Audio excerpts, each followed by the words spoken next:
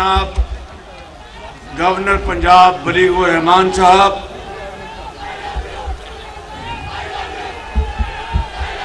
I love you too।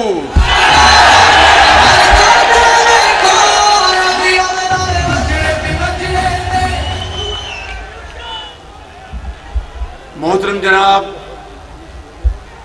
Malik Rashid Ahmad Khan साहब, मोहतरम जनाब मलिक अहमद खान साहब,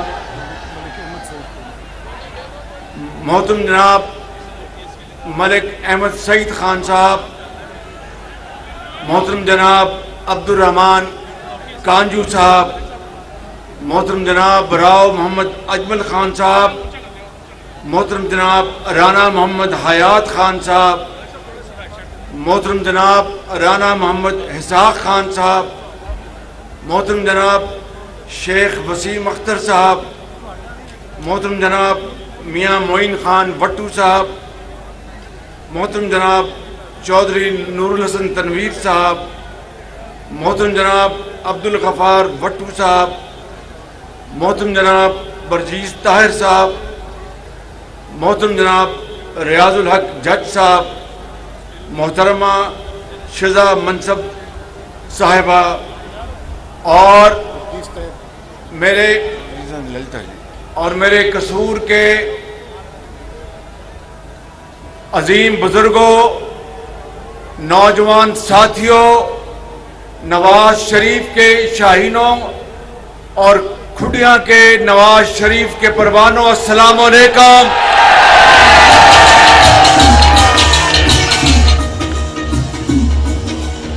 आज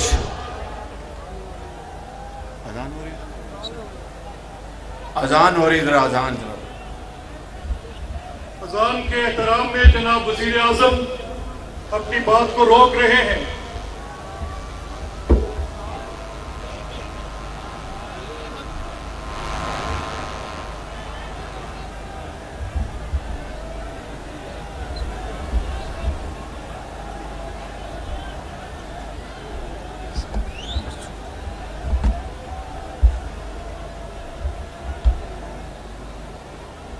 माशाल्लाह बहुत बड़ा इज्तिमा है जी, पूरा 2 लाख।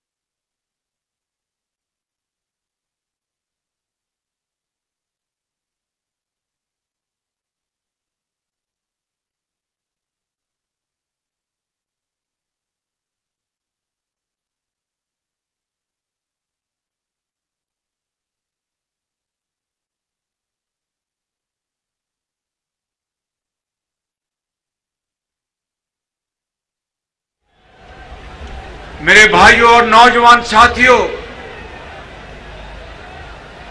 आज ये अवाम का एक समंदर, ठाटे मारता हुआ समंदर देखकर मेरी 16 महीने की थकन उतर गई है मेरी।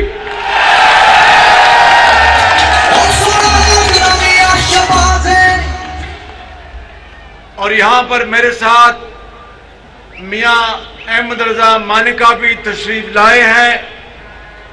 बुजुर्गों और भाइयों, मैं आज आपसे बात करने से पहले, आज ही बदकिस्मती से एक ट्रेन का हादसा हुआ है जिसमें 30 लोग अल्लाह ताला को प्यारे हो गए और तकरीबन 100 अफराद जख्मी हो गए।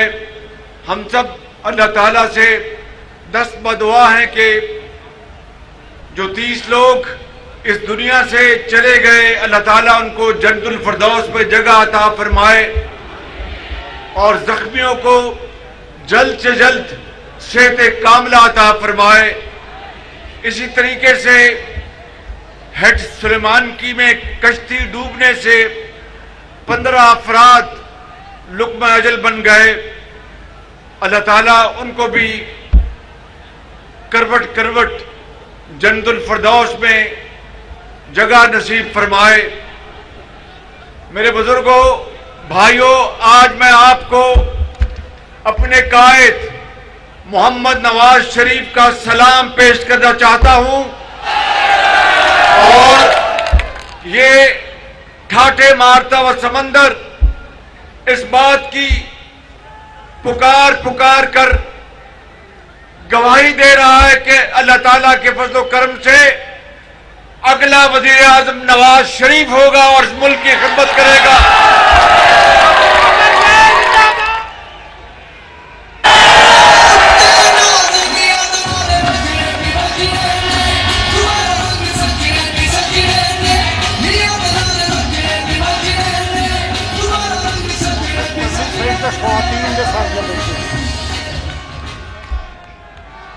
ये मेरे राइट साइड पे मेरी कसूर की खुटिया की अजीम माएँ और बहनें और बेटियां तशरीफ फरमाएं। मैं आपकी खिदमत में सलाम पेश करता हूँ। सलाम पेश करता हूँ आपको। बहुत मेहरबानी आपकी।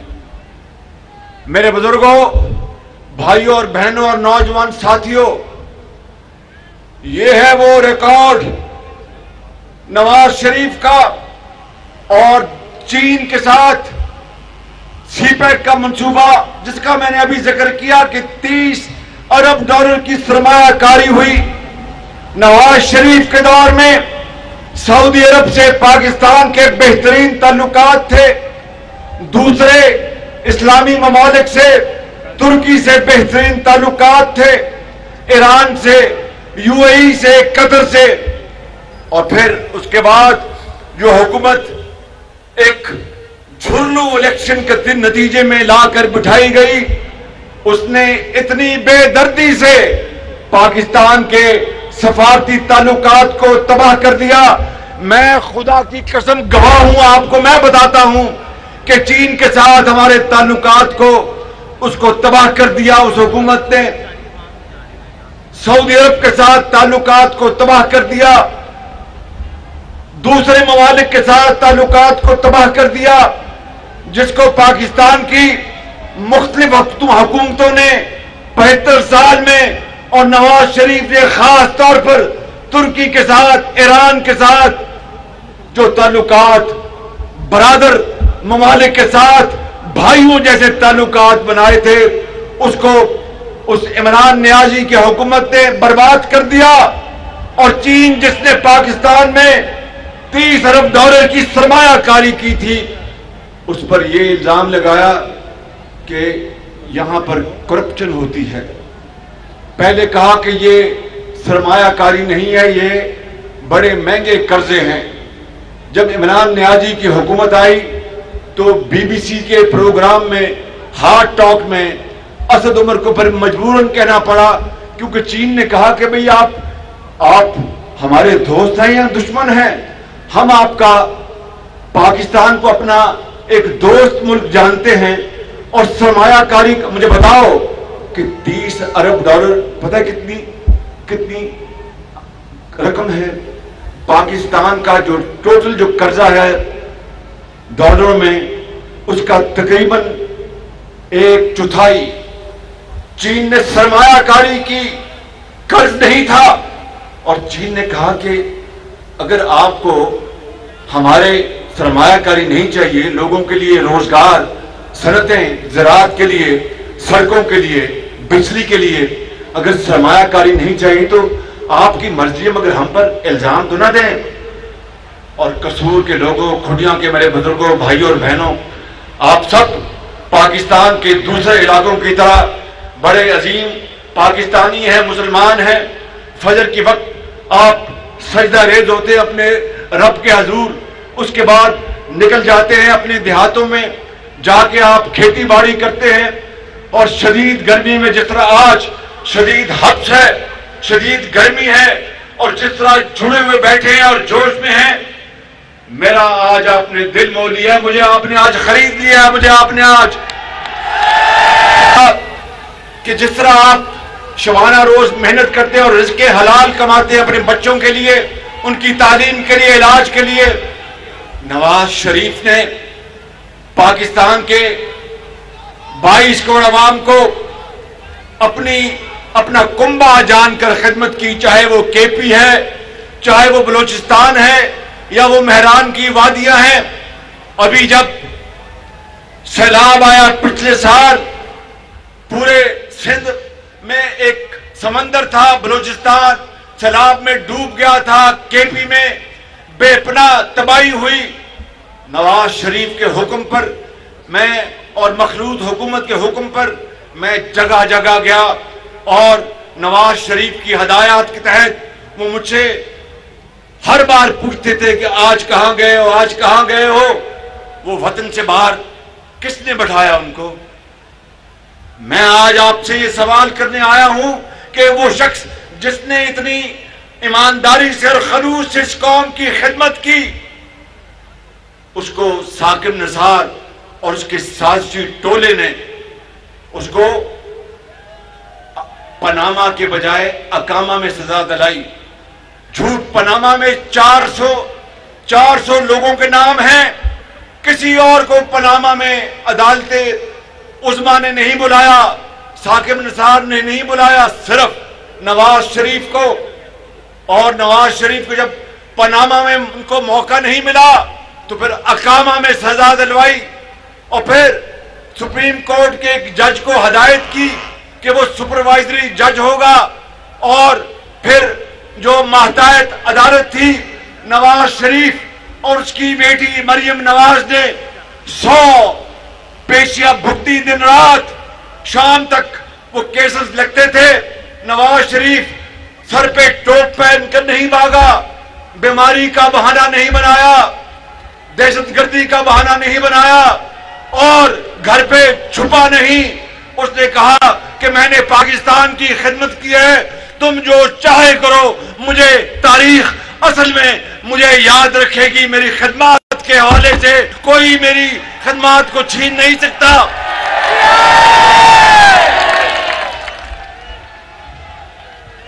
और आज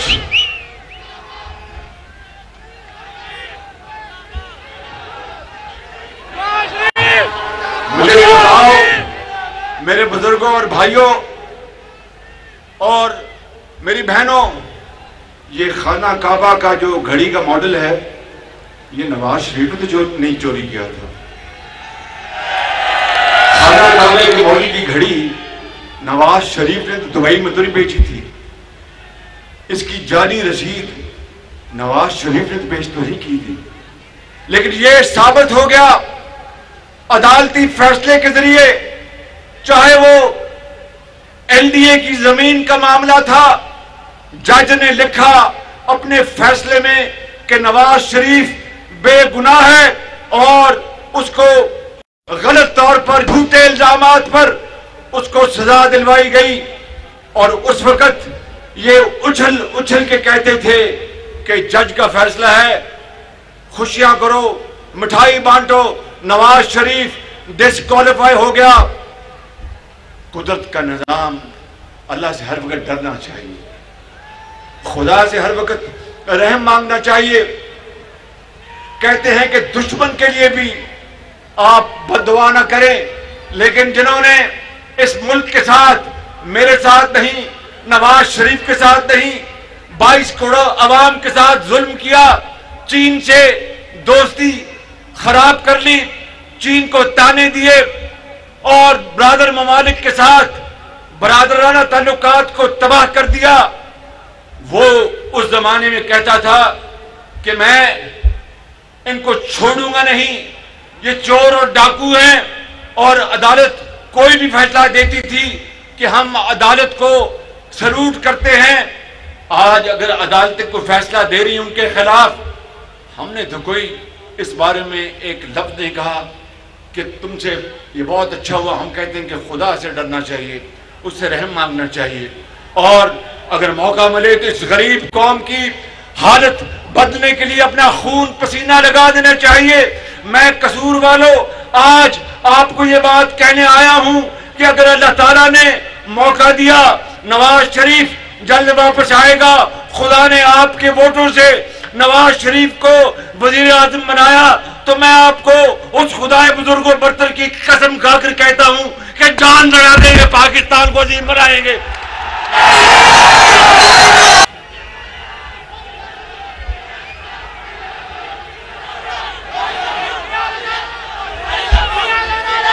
आई लव यू टू। और नन्हे से फरिश्ते तुझसे कैसा नाता, मुझे खुद पता नहीं मुझसे तुम्हें प्यार क्यों है।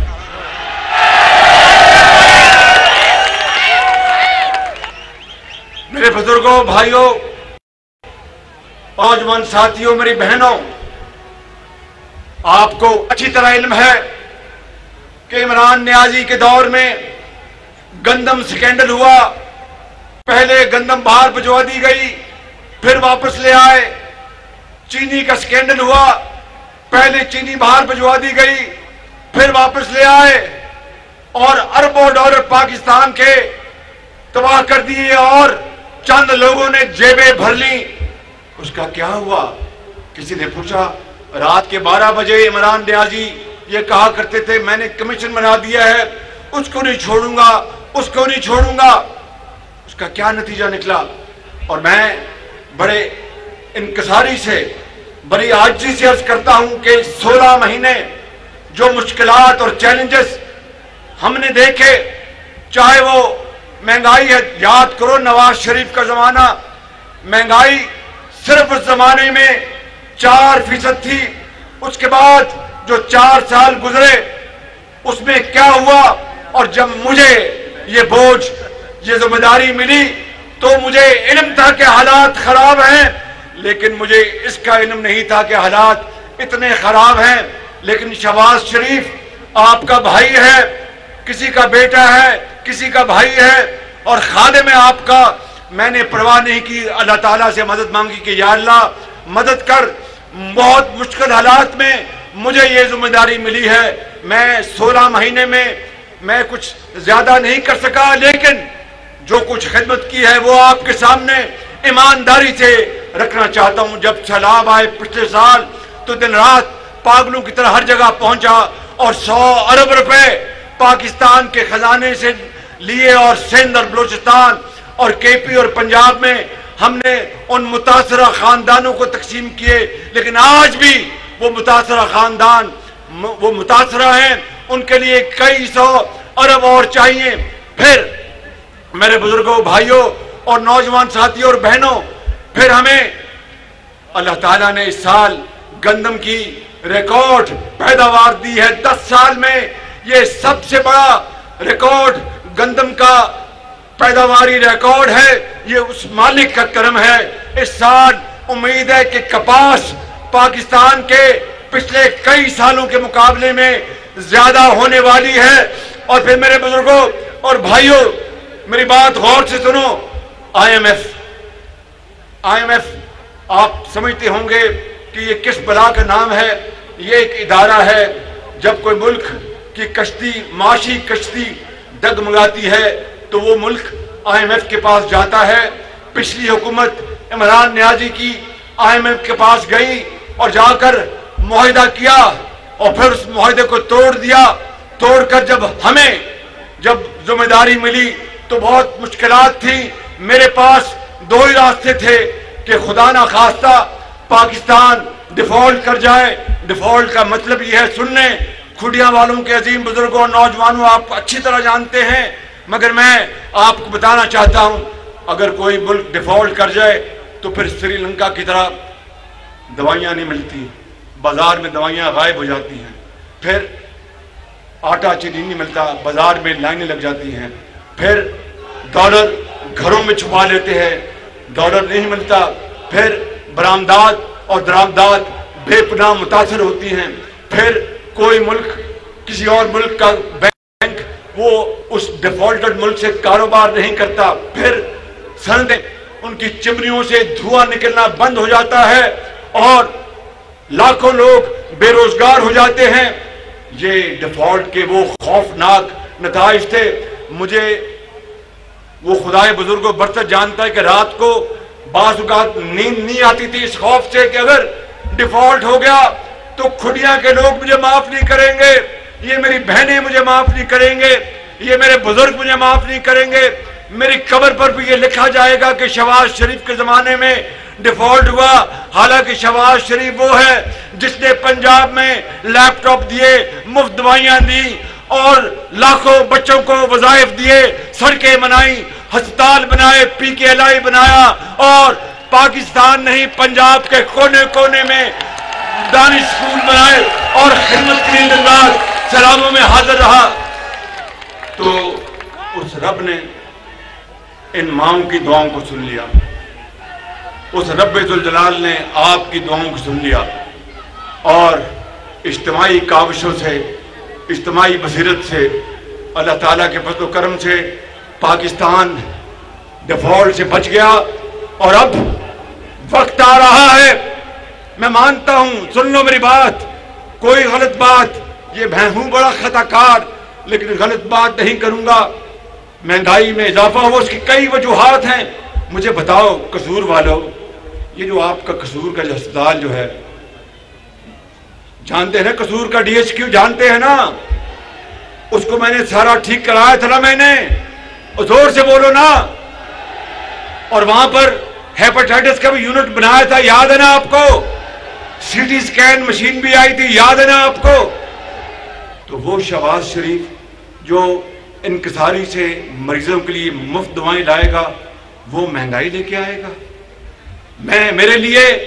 मेरे लिए कुछ और, मैं सजा कबूल कर लेता, लेकिन अपने गरीब आवाम, करोड़ों भाइयों और बहनों के लिए महंगाई का सवाल नहीं पैदा होता कि मैं उसमें हिस्सेदार बनूं। मगर सच्ची बात ये करता हूं कि मुश्किलात बहुत बड़ी थी और हैं कि IMF के ऊपर हमारा तकिया था, उनकी पाबंदियां, शर्तें बड़ी कड़ी थी। फिर दुनिया में यूक्रेन की जंग की वजह से तेल की कीमतों में बहुत इजाफा हुआ, तेल महंगा हो गया। इमरान नियाजी के आखिरी साल में गंदम की पैदावार बहुत कम हो गई, अरबों डॉलर की गंदम मुझे बाहर से मंगवानी पड़ी, खाद मंगवानी पड़ी, उससे हमारा कौमी खजाना भी, उसमें भी कमी आई, लेकिन हमने खाद लोगों को मुहैया की। अगर ये मुश्किलात ना होती तो यकीन करें कि ये खादम आपका पाकिस्तान के चप्पे चप्पे में, जिस तरह पंजाब में खुशहाली की इंकलाब नवाज शरीफ की क़यादत में लेके आया, पूरे पाकिस्तान में मैं लेके आता। लेकिन मुश्किलात इंसान की जिंदगी में आती हैं और अल्लाह ताला का हुक्म है कुरान हकीम में कि जब मुश्किल आए तो मुझे याद करो, जब कोई मुश्किल पेश आ जाए तो मुझे याद करो। वो रब ताला पर रास्ते निकालता है। फिर आपने देखा कि IMF के साथ हमारी इज्तिमाई काविशों से हमें अल्लाह ताला के फजल प्रोग्राम मिल गया। सऊदी अरेबिया ने $2 अरब दिए। देखो, ये है वो सऊदी अरेबिया जिसने पिछली हुकूमत की सख्त बातों के बावजूद भी वो पाकिस्तान के अवाम को नहीं भूले। सऊदी अरेबिया, सऊदी आपके भाइयों की तरह हैं। उन्होंने कहा कि इमरान नियाजी ने हमारे साथ जो कुछ किया कोई बात नहीं, हमें तो पाकिस्तान के अवाम की खुशहाली चाहिए, हमें पाकिस्तान के अवाम की बहाली चाहिए, हमें पाकिस्तान के अवाम की खुशी चाहिए। उन्होंने उस नाराजगी को एक तरफ किया और $2 अरब दिया। $1 अरब हमें UAE ने दिया, अबू धाबी ने, और चीन ने हमें $5 अरब के कर्जे उन्होंने वापस कर दिए। इस तरह उस मालिक ने इन माओं की दुआओं से और आपकी दुआओं से IMF से प्रोग्राम हुआ और पाकिस्तान डिफॉल्ट से बच गया। और मेरे बुजुर्गों और भाइयों, पता नहीं अल्लाह ताला को आगे क्या मंजूर है। ये जिंदगी, हम सब की जिंदगी उसके हाथ में है, खुदाए बुजुर्गों बरतर के हाथ में है। ये इंसान सिर्फ कोशिश कर सकता है, फैसला अल्लाह ताला की जात ने करना है। आइंदा क्या होगा, इलेक्शन के बाद कौन सी हुकूमत आएगी, ये आपके हाथ में है, ये उस रब के हाथ में है कि आपने वोट देना है और उस रब ने फैसला करना है। मगर आज जो प्रोग्राम अब बन गया है पाकिस्तान की माशी तरक्की और खुशहाली का, उसका खुलासा ये है, मैं आपको आज बताने आया हूं नंबर एक, पाकिस्तान की ज़राअत को हम दिन रात पूरी कोशिश करके उसमें इनकलाब लेकर आएंगे ज़राअत में, और उसके लिए हर वो काम करेंगे जिससे कि मेरे हारी भाई को तोको है, जिससे किसान को तोको है, चाहे वो खाद है, चाहे वो कीड़े मारने वाली दवाइयां हैं, या सस्ती खाद है, या सस्ते आलात और मशीनें हैं। और फिर ज़राअत के बाद मादनियात, पाकिस्तान में अल्लाह ताला ने अरबों खरबों डॉलर के मादनियात दिए हैं, लेकिन मैं आपको सच्ची बात करने आया हूं, चाहे वो बलूचिस्तान के मादनी खजाने हैं, या पंजाब के चनेौट के खजाने हैं, या केपी या सिंध के, हमने अभी तक अवाम को कोई फायदा नहीं दिया। इन 75 सालों में अदालतों में और वकीलों की अरबों रुपए की फीसें दी हैं। इससे बड़ी शूमीय किस्मत क्या हो सकती है? वो कौमें किस तरह तरक्की कर सकती है जिनको अपने अवाम की खुशहाली से सरोकार नहीं, बल्कि पेचीदा और मुकदमात में अरबों रुपए जाया हो गए, लेकिन एक धेले का किसी को फायदा नहीं पहुंचा। ये मादनियात भी इस प्रोग्राम में शामिल है। और सबसे बढ़कर अपनी कौम के नौजवान बच्चों और बच्चियों के लिए IT program, information technology program, universities जहां पर आपको स्किल ट्रेनिंग मिलेगी, आपको वो हुनर मिलेगा, लैपटॉप मिलेंगे। मेरे पास, अगर मैंने पंजाब में, सुनने मेरी बात गौर से, 2011 से लेकर 2017 तक अगर हमने पंजाब में नवाज शरीफ की क़यादत में 5 लाख लैपटॉप दिए, और नवाज शरीफ साहब ने वफाक में पूरे पाकिस्तान के लिए लाखों लैपटॉप दिए, खुदा की कसम मेरे बस भी होता तो मैं पाकिस्तान के करोड़ों बच्चियों और बच्चों के लिए हर एक को उनकी काबिलियत मुताबिक लैपटॉप उनके कदमों में निछावर कर देता और पाकिस्तान को अजीम बनाता। मेरे बुजुर्गों, भाइयों, नौजवान साथियों और मेरी अजीम कौम की बेटियों, मैं आपसे आखिरी 2-3 बातें करना चाहता हूं, गौर से सुन लो। ये प्रोग्राम कर्जों से जान छुड़ानी है कि छुड़ानी? मुझे जोर से बात करो। जान छुड़ानी है, जल्दी छुड़ानी है, तो फिर नौजवान नस्ल को हमें उसके लिए तैयार करना होगा, उसको वो इल्म मुहैया करना होगा जिसके लिए दुबई, रियाद, जद्दा और कतर और कुवैत में उनको हाथों हाथ उनको जॉब्स मिले, और वो अरबों डॉलर अपने पाकिस्तान माँ बाप को, जिन्होंने उनको रिस्के हलाल से, मेहनत से, दुआओं से पढ़ाया लिखाया, आप एक अजीम मेहमान बनकर पाकिस्तान की खिदमत करें। ज़राअत की मैं बात कर चुका हूं। मेरे बुजुर्गों, भाइयों, ये है वो प्रोग्राम जो आइंदा के लिए हमने इस कौम को दिया है, और इसमें वफाकी हुकूमत भी शामिल है, चारों सूबे भी शामिल हैं, और इसमें तमाम इदारे भी शामिल हैं, और फौजी क़यादत। मैं, देखो मेरी बात सुन लो, मुझे कोई याद नहीं कि मैं कोई चीज छुपाऊं। अगर मैं कोई चीज छुपाऊंगा तो वो दिन आएगा कि आपको हकीकत का इल्म हो जाएगा। झूठ झूठ होता है और सच सच होता है। कुदरत के निजाम है, वो भी जब चाहती है तो दुनिया को हकीकत और सच दिखा देती है। मैं आज आपको ये कहना चाहता हूं, मेरी बात सुन लो, कि अल्लाह ताला के फजल करम से ये जो सिपा सलार, जिसको इनका नाम है जनरल सैयद आसिम मुनीर, इनके साथ मिलकर मैंने, मुझे तो नहीं पता कि दोबारा मेरी जिंदगी भी होगी कि नहीं होगी। मुझे नहीं पता कि आपने मुझे ये नवाज शरीफ को वोट देना कि नहीं। ये तो आपकी मर्जी है कि वोट आप जिसको चाहे दें, जिसको आप देंगे हम सर झुकाएंगे।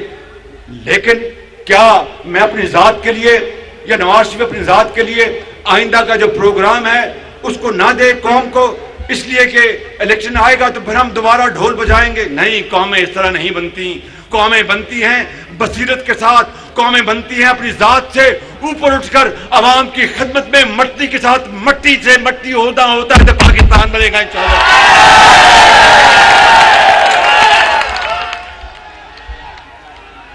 तो ये जनरल सैयद आसिम मुनीर पूरी तरह इसको अंग्रेजी में कहते हैं the whole of the government, सारी हुकूमत, तमाम कलपुर्जे इसमें शामिल हैं। और ये 4 प्रोग्राम का ये प्रोग्राम बन चुका।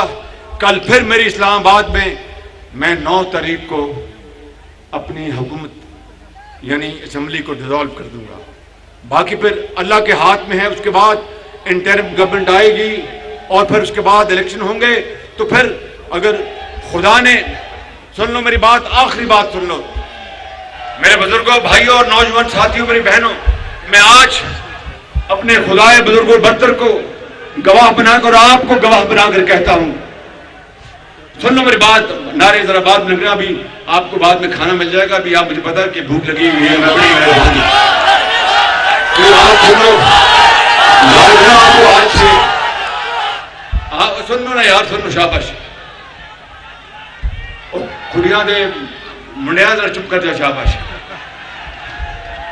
आपको याद है कि आज से 6 साल पहले या 6.5 साल 7 साल पहले मैंने कहीं कह दिया जोश खिताबत में कि अगर 6 महीने में ये बिजली के मसाइल हल न किए तो मेरा नाम बदल देना। तो फिर उस वक्त बाज यार लोगों ने बड़ा कहका लगाया और बड़ा मजाक उड़ाया।